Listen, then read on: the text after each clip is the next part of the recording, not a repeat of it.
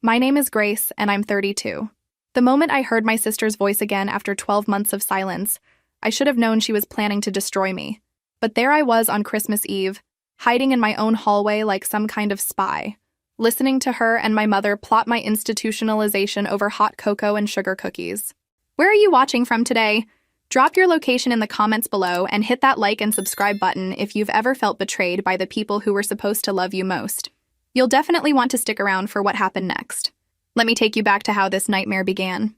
December 15th, 2019. That's a date burned into my memory like a brand.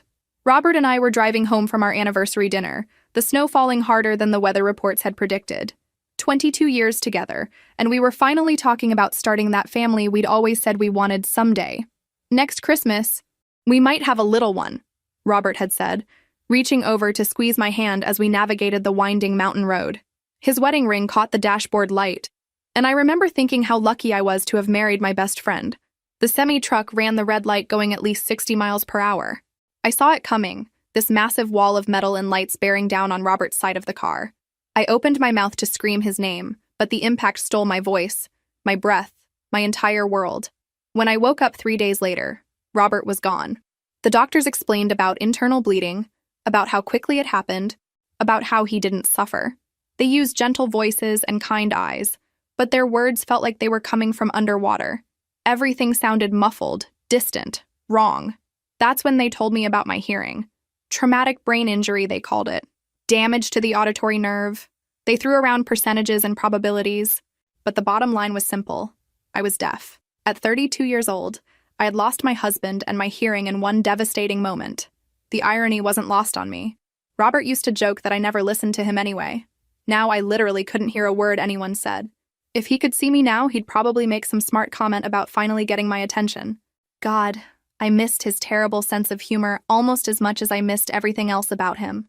The funeral was a blur of lip movements and sympathetic touches. I sat in the front pew wearing the black dress Robert had bought me for his company Christmas party just weeks before, watching people's mouths move in what I assumed were condolences. My sister Sarah kept rubbing my back in small circles, the way she used to when we were kids and I had nightmares. Learning to navigate silence was like learning to breathe underwater. Every conversation required a notepad. Every phone call became an impossible task. The doorbell might as well have been decoration.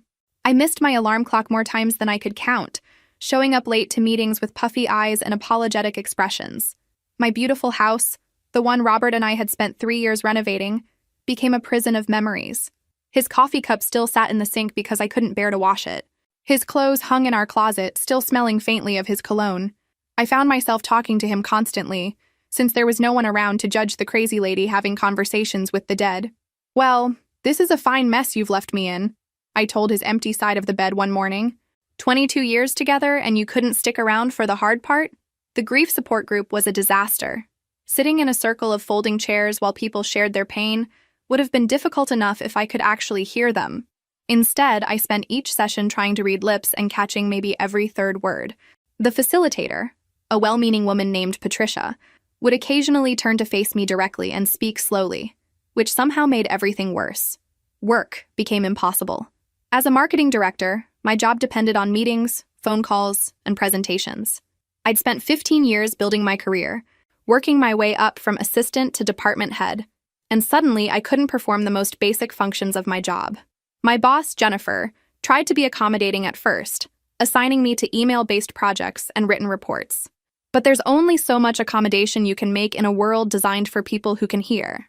After 6 weeks of missed calls, confused conference meetings, and projects that fell through the cracks, Jennifer called me into her office with a human resources representative. They didn't fire me exactly. They offered me a disability leave package with reduced pay and the understanding that my position would be evaluated for future compatibility. Corporate speak for, "You're done here," but were too polite to say it directly.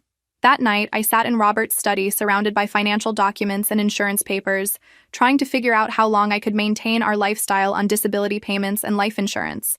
The house payment alone was more than my monthly benefits. I'd need to make some serious changes. And fast. That's when Sarah called. Texted, actually, since phone calls were no longer an option. Sarah's text message was characteristically dramatic. "Emergency. Brad served divorce papers. Can Tommy and I stay with you temporarily? just until I get back on my feet. My younger sister had always been the family tornado, leaving a trail of chaos in her wake while everyone else cleaned up the mess. Her marriage to Brad had been rocky from the start. Two people who brought out the worst in each other and then blamed everyone else for their problems. Tommy, her 8-year-old son, was an innocent casualty in their war. A sweet kid who deserved better than parents who used him as a weapon against each other. I'd always had a soft spot for my nephew, maybe because I saw something of myself in his quiet way of dealing with family drama. I texted back, "Of course. How long is temporarily? Just a few weeks, maybe a month. You're an angel." 3 days later, Sarah arrived with enough luggage to suggest her definition of temporarily was more optimistic than realistic. Tommy trudged behind her carrying a backpack and looking like he'd rather be anywhere else. "Grace!" Sarah enveloped me in a hug that smelled like stress and cheap perfume. "You look terrible. Have you been eating?" "Thanks for the pep talk, sis." "I'm fine," I said, focusing on her lips as she spoke. "Just tired." She bustled around my house like she owned it, directing Tommy to the guest room and claiming the upstairs bathroom for her products. Within an hour, my peaceful retreat had become command central for Sarah's personal crisis management.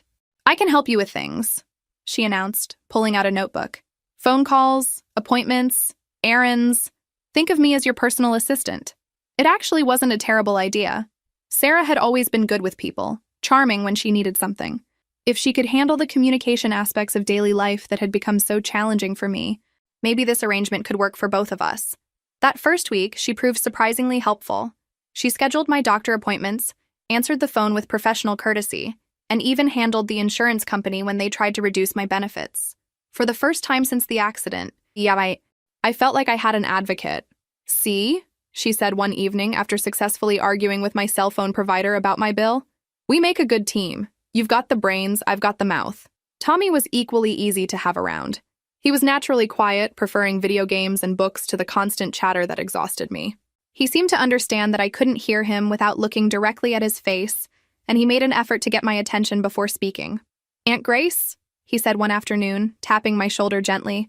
"Mom says you can't hear anything. Does it hurt?" "No, sweetie, it doesn't hurt. It's just quiet." He considered this seriously. "Sometimes I wish it was quiet at my house. Mom and Dad yelled a lot." My heart broke a little for this kid who'd learned to associate silence with peace. I ruffled his hair and decided that whatever inconvenience Sarah's presence caused, giving Tommy a stable place to stay was worth it. Living with Sarah was like having a very helpful hurricane in my house. She reorganized my kitchen, rearranged my living room furniture for better flow, and appointed herself as my official interpreter with the outside world. "You need systems," she declared, setting up a whiteboard in the kitchen for daily schedules and important reminders. "Structure is what's going to get you through this." I had to admit, having someone handle the phone calls and appointments that had become so stressful made a significant difference. Sarah scheduled my grocery deliveries, coordinated with my insurance company, and even managed to get my disability payments increased by arguing that my previous calculation had been incorrect. "You were letting them walk all over you," she said after a particularly successful phone call with Social Security. "Sometimes you need someone who isn't afraid to make noise." The trade-off was that Sarah made noise about everything. She had opinions about my clothes, my diet, my sleep schedule, and my general approach to grief recovery. She criticized my tendency to spend entire days in pajamas and instituted mandatory self-care Sundays that involved face masks and forced social activities. "Isolation isn't healthy," she'd say, while literally dragging me to the farmer's market or the library. "Robert wouldn't want you to become a hermit." I wanted to argue that Robert had actually loved our quiet Saturday mornings at home, but engaging in that conversation required more energy than I had. It was easier to go along with Sarah's improvement programs and retreat to my bedroom when I needed space. Tommy adapted to our household routine with the resilience kids show when they've learned to read adult moods for survival. He did his homework at the kitchen table, kept his belongings organized, and never complained about the strange new normal we'd created.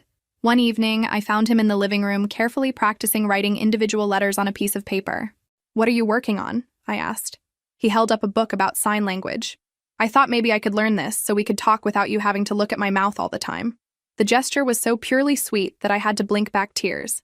This 8-year-old was showing more consideration for my disability than most adults in my life. "That's very thoughtful, Tommy. Maybe we can learn together." We spent the next hour practicing basic signs. "Thank you. Please. I love you." It was the first time since the accident that I'd felt genuinely hopeful about adapting to my new reality. Sarah found us on the couch, hands moving through the alphabet. "What's this?" she asked. "Tommy's learning sign language to communicate with Aunt Grace," Tommy explained proudly. Sarah's expression shifted to something I couldn't quite read. "That's nice. But Grace is getting better at lip reading every day. She probably won't need sign language much longer." I wanted to point out that lip reading was exhausting and imprecise. That sign language would actually be incredibly helpful. But Sarah had already moved on to discussing dinner plans, and the moment passed. Looking back now, I realized that was the first time I noticed Sarah's discomfort with anything that made my deafness seem permanent. She preferred to treat my hearing loss as a temporary inconvenience that would eventually resolve itself, rather than a disability I needed to learn to live with. Dr. Martinez's office became as familiar as my own living room over the following months. Sarah drove me to appointments with audiologists, neurologists, and specialists whose names I couldn't pronounce. Each visit followed the same pattern: tests, scans, hopeful questions, and disappointing answers. "The damage is significant," Dr. Martinez explained during one particularly thorough examination, her lips moving in the careful, exaggerated way people used when they remembered I was deaf. "But that doesn't mean we stop exploring options." Sarah took notes during every appointment, asking questions I was too tired to think of. She researched hearing aids, cochlear implants, and experimental treatments with the dedication of someone writing a doctoral thesis. "What about this stem cell therapy I read about?" she'd ask, sliding printouts across the doctor's desk. "Or this new surgery they're doing in Germany?" Most of the options were either not suitable for my type of hearing loss or still experimental. Hearing aids were useless since the problem wasn't volume. It was that the signals weren't reaching my brain correctly. Traditional cochlear implants weren't appropriate because the specific location of my nerve damage made the surgery too risky. Each dead end felt like losing Robert all over again. I'd gotten used to the silence, but I hadn't gotten used to the isolation. Watching people have conversations I couldn't join, missing jokes, struggling to follow movies even with subtitles. The social exhaustion was overwhelming. "We'll figure this out," Sarah said after a particularly disappointing appointment. "There has to be something. You're too young to just accept this." I appreciated her determination even when it felt misguided. Sarah had always been a fixer, someone who believed every problem had a solution if you just worked hard enough to find it. In this case, her optimism was probably the only thing keeping me motivated to continue seeking treatment. The financial strain was becoming serious. Between doctor visits, tests, and treatments not covered by insurance, my savings were disappearing rapidly. Sarah helped me apply for additional assistance programs and even suggested I consider selling some of Robert's collectibles. "He'd want you to use whatever resources you have," she said gently. "His vintage guitar collection is just gathering dust." She was right, of course.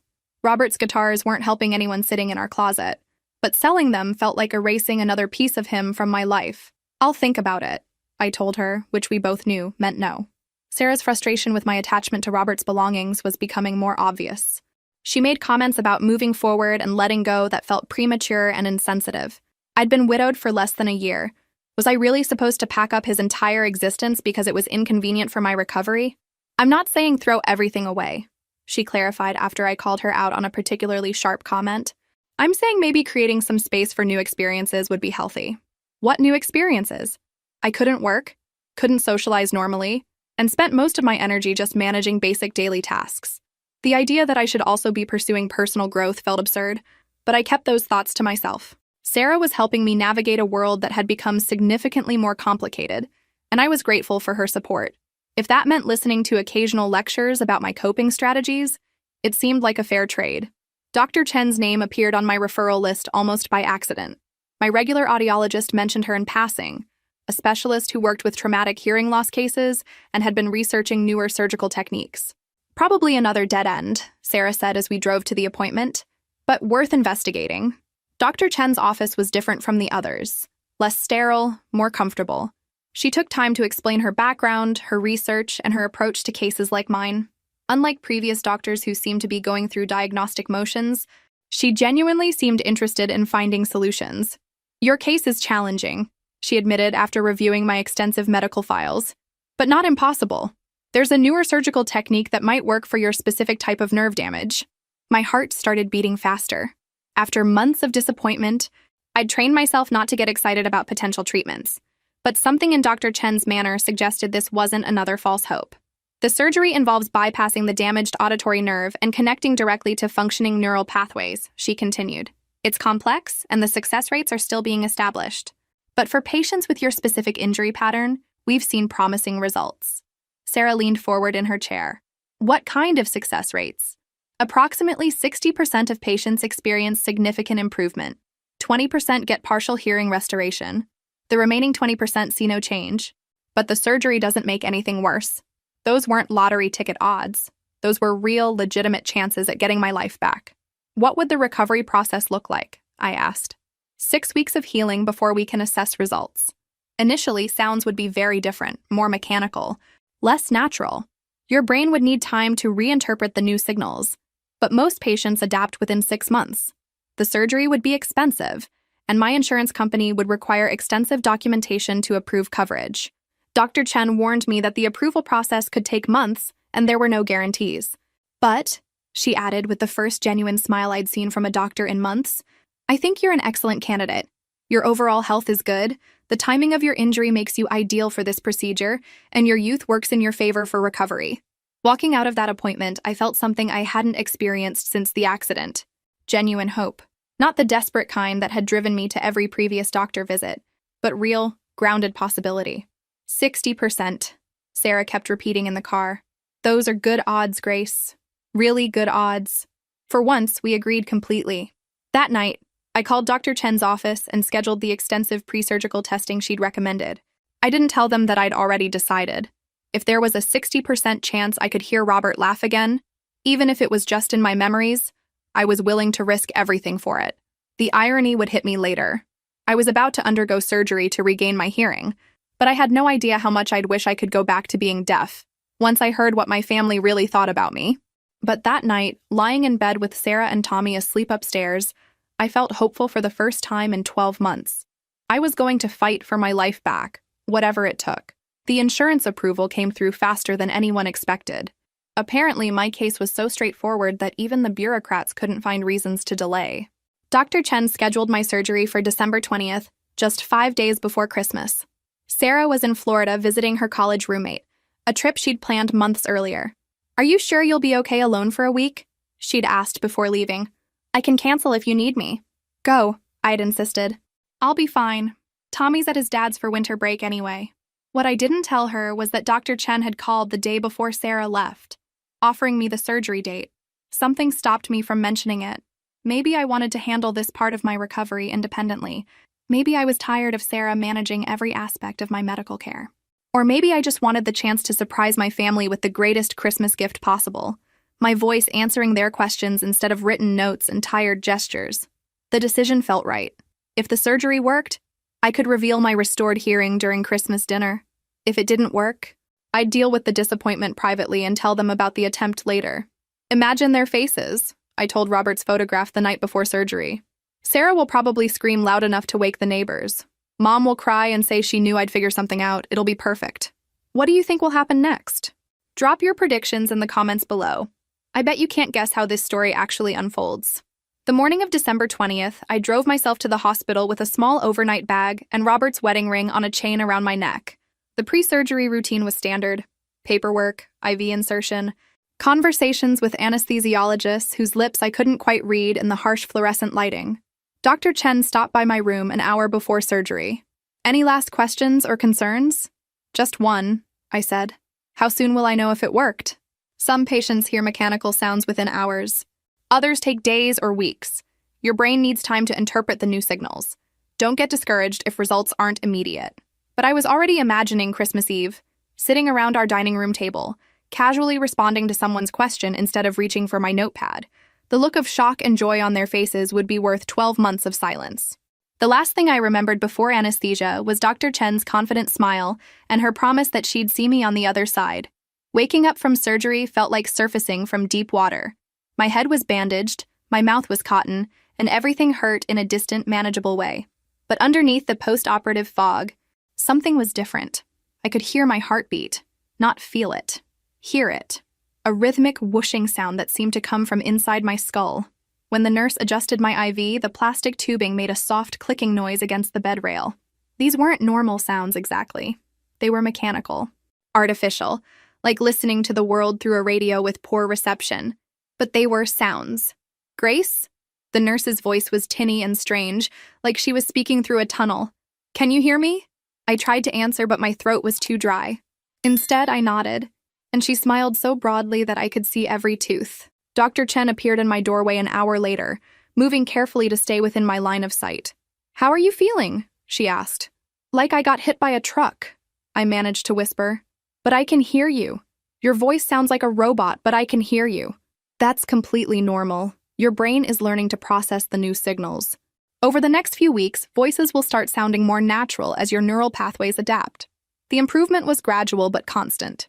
By that evening, I could distinguish between different people's footsteps in the hallway. The television in my room was a chaos of overlapping noises, but I could pick out individual words if I concentrated. Nurses kept stopping by my room, partly for medical checks, but mostly because word had spread about the patient who was hearing for the first time in over a year. They spoke slowly and clearly, watching my face light up when I understood their words without needing to read their lips. "It's like watching someone be born," one of the younger nurses said. "You look like you're discovering the world all over again." She was right. Every sound was a miracle. The beeping of monitors, the swoosh of air conditioning, the distant hum of elevator machinery. Sounds that healthy people filtered out unconsciously were fascinating to me. I was discharged on December 22nd with strict instructions about rest, medication, and follow-up care. Dr. Chen had cleared me for light activities, including driving short distances, as long as I avoided heavy traffic and stayed close to home. My hearing was still mechanical and limited, but improving hourly. Voices were becoming more recognizable, and I could follow simple conversations without visual cues. The drive home was an adventure in itself. Turn signals, engine noise, radio static. I had to pull over twice just to absorb the overwhelming richness of auditory information. The world had become so much bigger than I remembered. Sarah wouldn't be home until Christmas Eve. I had 2 full days to practice listening, to adjust to this strange new version of hearing, and to plan my surprise announcement. "Soon," I told Robert's photograph that night. "Soon I'll be able to hear your laugh in my memories again." But some sounds, I was about to learn, you wish you could never hear at all. Sarah returned from Florida on December 23rd, looking tanned and relaxed, rolling her suitcase through the front door while talking on her phone in what she assumed was privacy. "No, Mother, I already told you. Grace is completely dependent on me now," she said, not bothering to look around for me. "She literally cannot function without constant help." I stood frozen in the kitchen doorway, hearing my sister's voice clearly for the first time in 12 months. This wasn't the supportive, protective Sarah who'd been advocating for my medical care. This was someone else entirely. "The house is gorgeous, obviously," she continued, setting her suitcase down heavily on my hardwood floor. "Robert had excellent taste, even if Grace doesn't appreciate it anymore. She's basically just existing here like some kind of ghost." My hearing was still imperfect, slightly robotic, but good enough to catch every brutal word. "Trust me, she's not going anywhere. She can barely handle a grocery store trip alone. I've become her full-time caretaker, and she doesn't even realize how much she depends on me." Sarah wandered into the living room, still clutching her phone, completely unaware that I could hear her character assassination. "The best part is that she's grateful for everything I do. She actually thinks I'm helping her out of sisterly love." Sarah's laugh was sharp and unfamiliar. "She has no idea how much I resent being stuck here playing nursemaid to someone who's become completely useless." I pressed my back against the kitchen wall, processing not just the words but the casual cruelty in her voice. This was how she really talked about me when she thought I couldn't hear. This was what 12 months of support had actually been. No, she's not suspicious about anything. Deaf people are surprisingly easy to manipulate when you control their access to information. She believes whatever I tell her because she has no choice. The conversation continued, but I'd stopped listening. Instead, I was replaying the last year and a half through this new lens. Every doctor's appointment Sarah had managed, every phone call she'd handled, every decision she'd influenced. How much of my isolation had been orchestrated rather than circumstantial? When Sarah finally hung up and called out, "Grace, I'm home!" I emerged from the kitchen wearing the same grateful smile I'd perfected over months of dependency. "Welcome back," I said, focusing on her lips out of habit. "How was your trip?" "Wonderful. Miami was gorgeous, and Jennifer's new condo has the most amazing view." Sarah hugged me with the same warmth she'd shown before, as if she hadn't just spent 10 minutes describing me as a burden and a fool. "I missed you, though. How did you manage without me?" "Just fine," I said, which was apparently more accurate than either of us had realized. That night, I lay awake planning my Christmas surprise with a completely different motivation. It wasn't just about revealing my restored hearing anymore. It was about discovering what else my family said when they thought I couldn't hear them. Christmas Eve morning brought my mother's arrival along with enough luggage for a week-long stay. Mom embraced me with the careful gentleness she'd perfected since the accident, speaking slowly and directly to my face. "Merry Christmas, sweetheart. You look wonderful. Sarah's been taking such good care of you." If she only knew how well Sarah had been taking care of herself. "I'm so glad you're here, Mom," I said, meaning it more than she realized.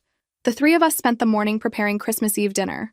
Well, Mom and Sarah prepared while I performed my assigned role as the helpless deaf sister who needed constant supervision and assistance. "Grace, honey, could you set the table?" Sarah asked, speaking clearly and gesturing toward the dining room. Just the simple settings, nothing complicated. Simple settings. As if deafness had somehow affected my ability to arrange silverware. I smiled and nodded, playing my part while internally cataloging every patronizing interaction. Around 2 o'clock, I announced that I was tired and wanted to take a nap before dinner. This was partly true. My head still ached from surgery, but mostly strategic. If I was going to learn what my family really thought about me, I needed them to believe they had privacy. "Good idea," Mom said. "You rest up. Sarah and I will finish the cooking." I went upstairs to my bedroom but left the door slightly open. My hearing was still imperfect, but good enough to catch conversations from the kitchen if I positioned myself correctly. For the first hour, they discussed normal holiday logistics, cooking times, gift wrapping, family gossip. I was beginning to think my paranoia was unfounded when the conversation shifted. "How much longer do you think you'll need to stay here?" Mom asked.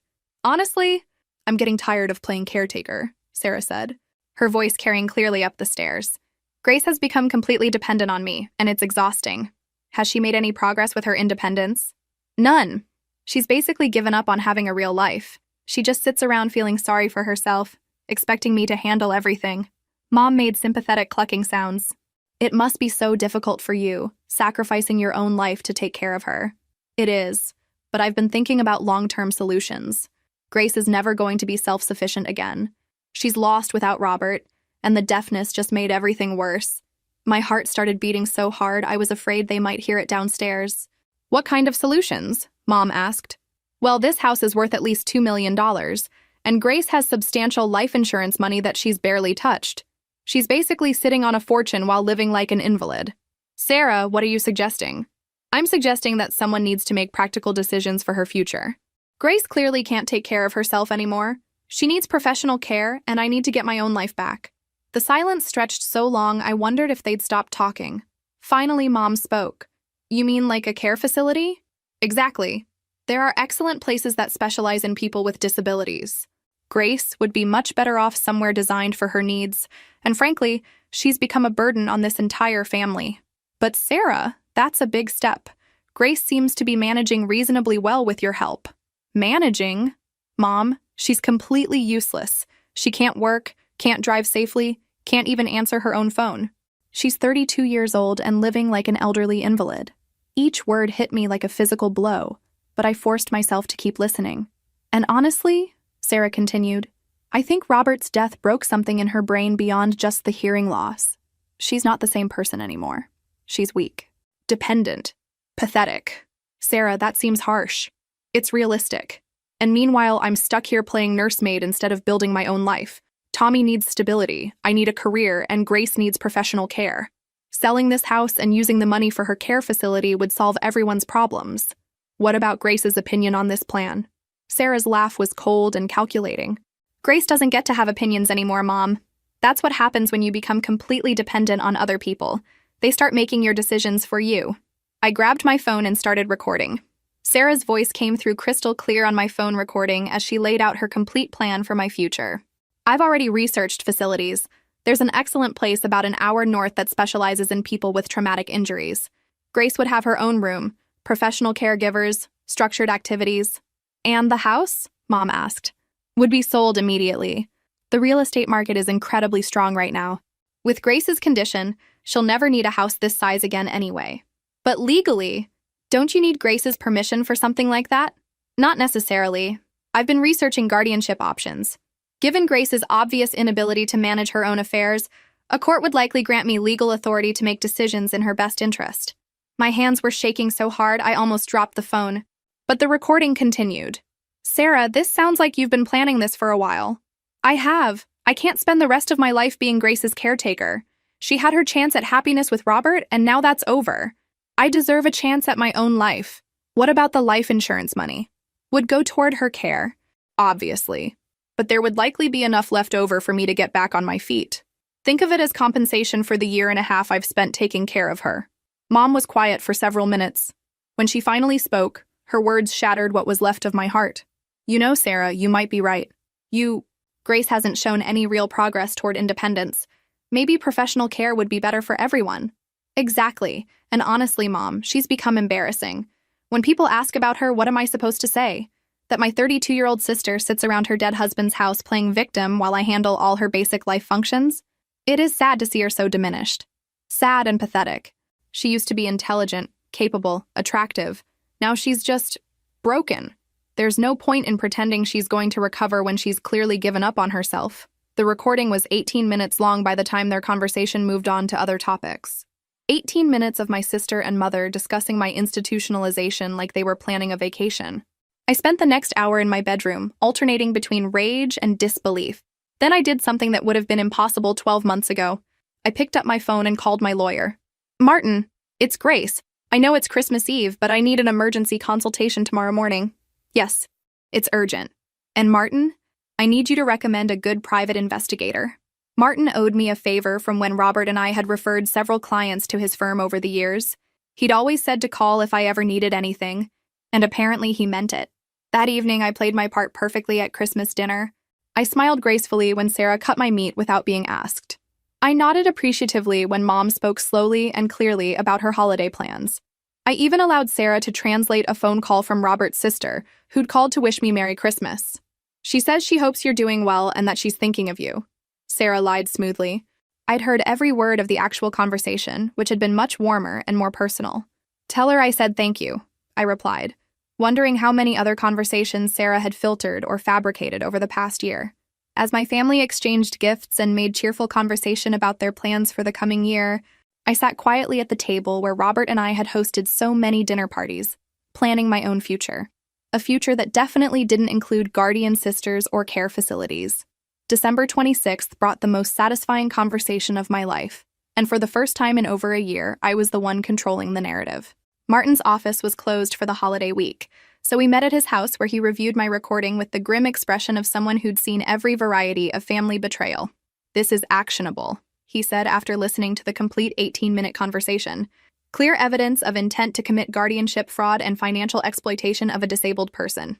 What are my options? Several. Criminal charges, civil restraining order, immediate eviction proceedings. Your sister has been living in your house without a lease, so legally she's a guest you can remove at any time. I want her gone today. I can have eviction papers drawn up within an hour. Given the circumstances and the recorded evidence, I'd recommend a restraining order as well. 3 hours later, I returned home with legal documents and a police escort. Sarah was in the living room wrapping Tommy's late Christmas presents when I walked through the front door with Officer Henderson. Grace? Sarah looked confused. What's going on? Who is this? This is Officer Henderson. He's here to supervise while you pack your belongings. I handed her the eviction notice, enjoying the way her face changed as she read the legal language. Grace, you can't be serious. What is this about? I pulled out my phone and played a 30-second clip from Christmas Eve's recording. Sarah's voice filled the room clearly. Grace doesn't get to have opinions anymore, Mom. That's what happens when you become completely dependent on other people. They start making your decisions for you. Sarah went completely white. How did you can't hear... Surprise, I said dryly. Turns out I'm not as useless as you thought. The next hour was the most educational of Sarah's life. She tried denial, claiming the recording was somehow fabricated. Then anger, screaming about ungrateful sisters and family loyalty. Finally, bargaining, promising that she'd been joking, that she never meant any of it, that she'd been stressed and said things she didn't mean. 18 months of planning my institutionalization was just stress talking? I asked. Researching guardianship fraud was a joke? Officer Henderson remained professionally neutral while Sarah packed her belongings, but I caught him hiding a smile when she tried to argue that some of my household items were actually hers. The coffee maker was a gift, she insisted. From Robert and me to you for your birthday 3 years ago, I replied. When you were living in your own apartment and had your own life. Take it. Tommy appeared in the doorway as Sarah was loading her final suitcase. What's happening, Mom? Why are we leaving? Sarah looked at me with something that might have been desperation. Grace had surgery without telling us. She can hear now, and she's upset about some private conversations she overheard. Private conversations about selling my house and having me committed? Tommy's eyes widened. Even at 8 years old, he understood the implications. Aunt Grace, he said quietly, I'm sorry my mom said those things. This kid had nothing to apologize for. I knelt down to his eye level and signed, I love you. One of the phrases we'd learned together months earlier. You're always welcome here, Tommy. This isn't about you. After they left, I walked through my house reclaiming every space that Sarah had commandeered. I moved my belongings back to their original locations, threw away her organizational systems, and removed every trace of her 12-month occupation. That evening, I called Dr. Chen with an update on my hearing progress. The mechanical quality is almost completely gone, I reported. Voices sound natural, and I can follow complex conversations without visual cues. Excellent. You're recovering faster than most patients. If this story resonated with you, make sure to like and subscribe for more stories about standing up to family members who mistake kindness for weakness. Sometimes the people who claim to love you the most are the ones planning your downfall. 6 months later, my life had returned to something resembling normal. I'd returned to work part-time, started dating again, and even joined a support group for people with hearing loss. Not because I needed it anymore, but because I wanted to help others navigate the world I'd learned to survive. Sarah never contacted me again, which was probably for the best. Mom called once to apologize and suggest that maybe there had been misunderstandings about Sarah's intentions. No misunderstanding, Mom, I told her. I have 18 minutes of recorded evidence proving exactly what her intentions were. The house felt peaceful again, filled with sounds I'd learned to appreciate. The coffee maker gurgling in the morning, rain against the windows, my own voice singing along to songs that had been silent for too long. Sometimes I catch myself talking to Robert again. But now it's different. Instead of desperate conversations with the dead,